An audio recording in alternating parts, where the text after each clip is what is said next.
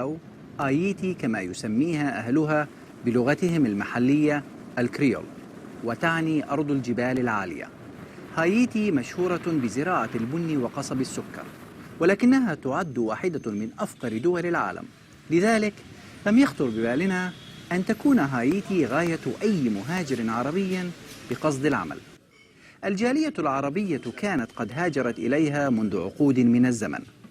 قصدها السوريون في العقدين الخامس والسادس من القرن الماضي، ومن ثم توالى عليها بعض الفلسطينيين واللبنانيين والعراقيين يعملون في التجارة، وكعادتهم أبدع العرب فيها، فكونوا مجتمعا خاصا بهم داخل المجتمع الهايتي. جوزيف فرح من قرية بملكي قرب طرطوس الساحلية في سوريا، أرسله والده إلى هايتي وهو في 13 من العمر ليعيش عند أخته الكبرى. أنا صار في هايتي من سنة 1962، تقريبا 43 سنة. أما محمد الأطرش فقد جاء إلى هنا زائرا قبل 16 عاما، وها هو الآن متمكن من اللغة المحلية ويعمل في التجارة.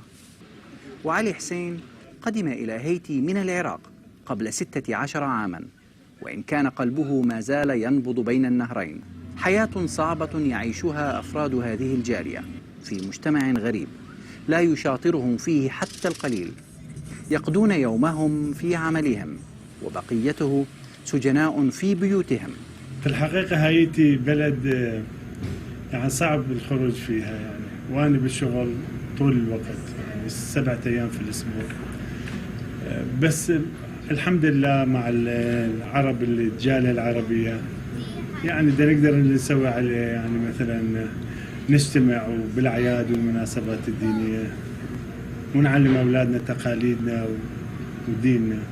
هنا وفي الغربة تذوب الاختلافات بين العرب فتنصهر لترسم لوحة اجتماعية في غاية الروعة، لتعطي درسا وبرهانا في آن واحد لمن يشكك في ذلك. ربيحة زوجة محمد أتت هنا بعد زواجها له قبل 5 سنوات. الهاجس الأكبر كان خوفها من نمط الحياة التي تنتظرها في بلد غريب لا تعرف لغته ولا تشاطره عاداته وتقاليده. هو أنا لقيته هون بلد مصغر، يعني زي بلادنا العربية، وأنا لما إجيت لهون ما حسيت حالي إني أنا جاية على بلد غربة، لأنه بصراحة لقيت جيران لإلي عرب سوريين، طبعهم حكينا سوا، استقبلوني، احتضنوني، حسيتهم مثل أهلي، ما حسيت بفرق.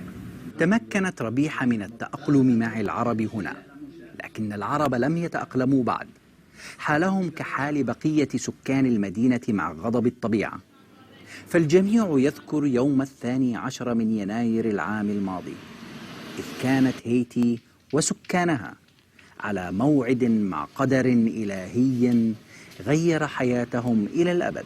الزلزال المدمر الذي ضرب هايتي في يناير 2010 كان الأقوى منذ 200 عام، شرد الملايين وقتل وجرح مئات الألوف. ولا زالت الهزات الارتدادية حتى يومنا هذا تذكر هايتي وأهلها بالرعب والخوف الذي عاشوه في ذلك اليوم. كان زلزال قوي الله لا يدوق على هذا.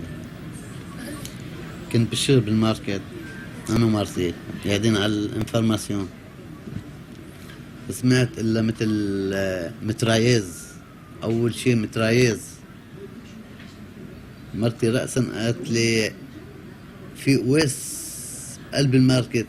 حاصل رقدت، هي طلعت وأنا طلعت وشفت الزباين والكاسية الكاسات ما يهربوا ما يطلعوا لبرا، بس مثل واحد ضربني على مخي، ما بقى ضيعت. الكاس قدامي صار على يميني، هيداك صار على الشمال، شيء هالإيتاج يمينك شمالك ولا بضاعة ما تكسر. بس شو أنا فكري بابني، لا بقى في تليفون بيمشي، لا سيلولير، لا شيء ولا شيء.